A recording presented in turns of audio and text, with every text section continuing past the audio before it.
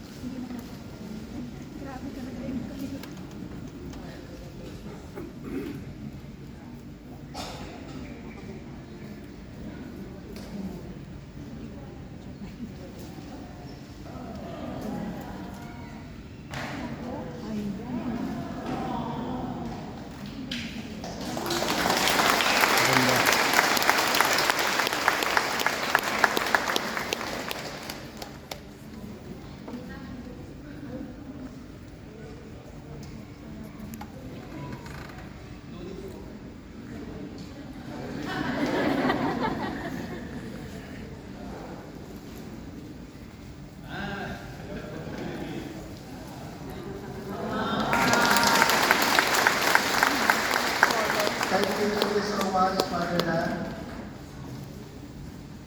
So you are receiving a clerical shirt which is fitting for the Philippine weather.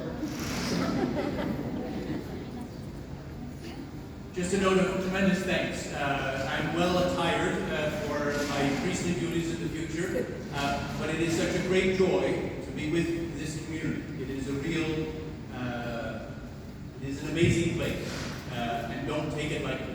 Savor it, relish one another. This is a gift that continues to grow in each one of you.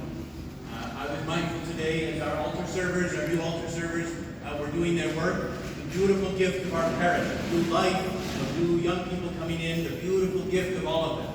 In the midst of chaos and war, the uncertainty, in the midst of so many of us coming and going, which is the normal activity of our lives, in the midst of all of that, God continues to thrive in this beautiful community. We get to celebrate the birthday of Father Henry. He embarrassed me, so I'm going to embarrass him. Father Henry's birthday on Wednesday.